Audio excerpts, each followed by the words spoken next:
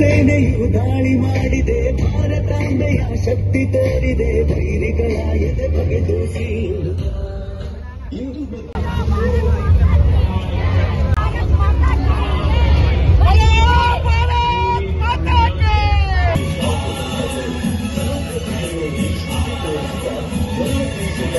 ಅಂಗಣವನ್ನು ತಲುಪಿದೆ.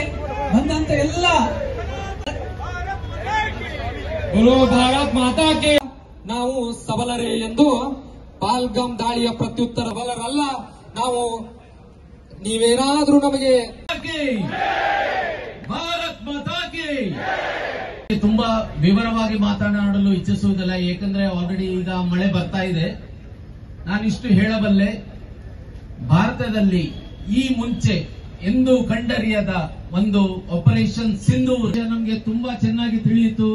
ನಮ್ಮ ದೇಶದ ಹೊರಗಡೆ ಇರುವ ಶತ್ರುಗಿಂತ ನಮ್ಮ ದೇಶದ ಒಳಗಡೆ ಕೆಲವು ಶಕ್ತಿಗಳು ನಮ್ಮನ್ನು ಕುಗ್ಗಿಸಲು ತುಂಬಾ ಪ್ರಯತ್ನ ಪಟ್ಟವು. ಸಕ್ಸೆಸ್ ಅಂತ ಹೇಳುವ ಒಂದು ಪಾರ್ಟ್ ಅಂದ್ರೆ, ಈಗ ಯುದ್ಧ ಅಂದ್ರೆ ಗಡಿಯಲ್ಲಿ ಒಂದು ಬಂದೂಕು ಹಿಡ್ಕೊಂಡು ನಿಲ್ಲುವುದಲ್ಲ.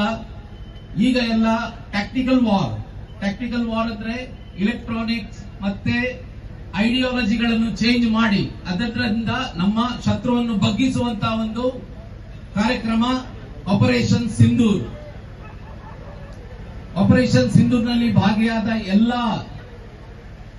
ಸೈನಿಕರು ಹಾಗೂ ಅವರ ಫ್ಯಾಮಿಲಿಗೆ ನಮ್ಮೆಲ್ಲರ ಪರವಾಗಿ ತುಂಬಾ ಧನ್ಯವಾದಗಳು.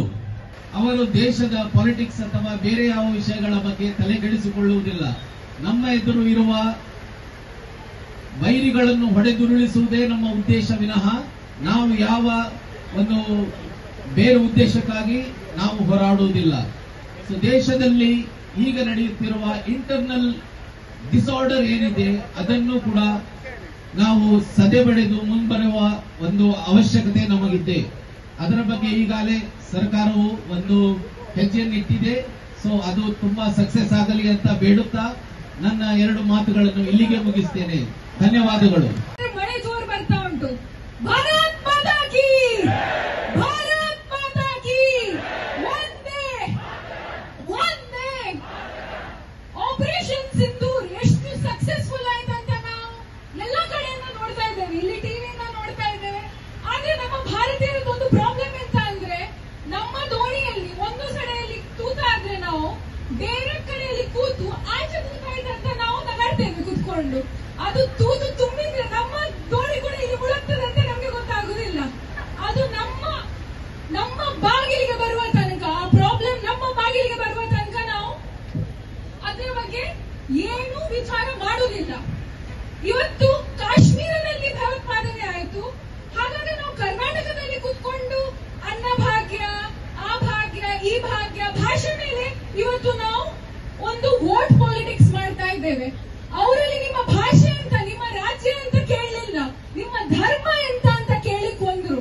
ಸೊ ಇವತ್ತು ನಾವು ಈ ತರದ ಒಂದು ಮತಭೇದ ಏನು ಉಂಟು ನಮ್ಮ ಮಧ್ಯದಲ್ಲಿ ಅದನ್ನು ಬಿಟ್ಟು ಒಂದಾಗಿ ಈ ದೇಶಕ್ಕಾಗಿ, ಧರ್ಮಕ್ಕಾಗಿ, ಸನಾತನ ಧರ್ಮಕ್ಕಾಗಿ ಒಟ್ಟುಗೂಡಿ ಆಕ್ಷನ್ ತಗೊಳ್ಳುವ ಒಂದು ನೆಸೆಸಿಟಿ ಉಂಟು.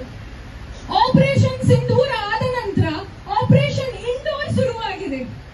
ಉತ್ತರ ಪ್ರದೇಶದಲ್ಲಿ 27 ಮಹಿಳೆಯರು ಲಾಂಗ್ ಟರ್ಮ್ ಇಂಡಿಯನ್ ವೀಸಾ ತಗೊಂಡು 100ಕ್ಕಿಂತ ಜಾಸ್ತಿ ಅವರ ಮಕ್ಕಳು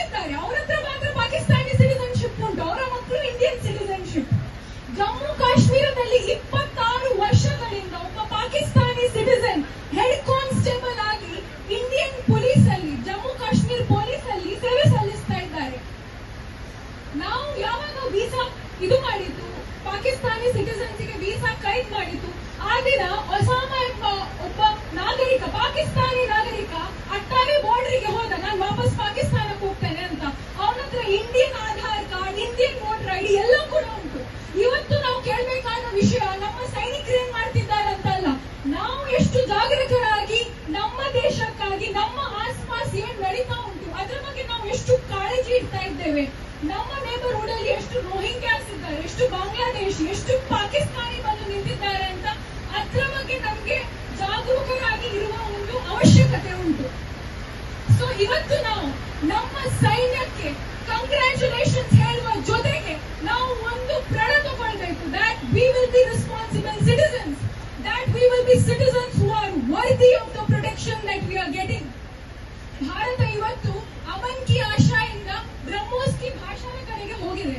ಅವ್ರು ಏನ್ ಮಾಡಿದ್ರು ನಮ್ಮಲ್ಲಿ ಅಷ್ಟು ಒಳ್ಳೆ missiles made in India, tested in Pakistan ಉಂಟು ನಮ್ಮ ಹತ್ರ. ಆದ್ರೆ ಈ ದೇಶದ ಒಳಗೆ ಏನಾಗ್ತಾ ಉಂಟು ಅದ್ರ ಬಗ್ಗೆ ನಾವು ಜಾಗರೂಕರಾಗಿಕ್ಕೆ ಇವತ್ತು ಅವಶ್ಯಕತೆ ಉಂಟು.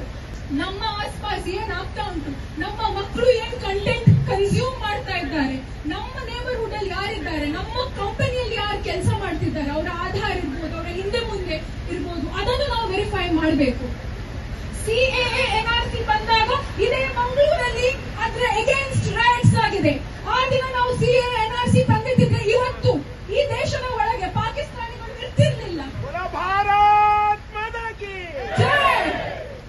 ಆದ್ರೆ ಇವತ್ತಿನ ಡೇಟ್ ಅಲ್ಲಿ ಆ ಪಹಲ್ಗಾಮ್ ಅಟ್ಯಾಕ್ ಆಗ್ಬೇಕಾದ್ರೆ ನಮ್ಮ ದೇಶದ ಒಳಗೆ ಅವರನ್ನು ಹೆಲ್ಪ್ ಮಾಡುವವರು ಇದ್ದಾರೆ.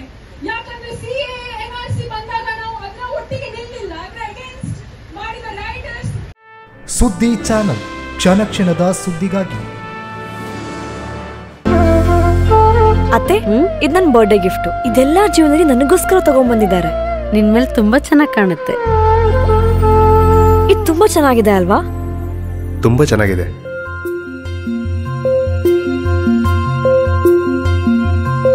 It will look really good on you. Amma? Huh? Mother is always son's first love.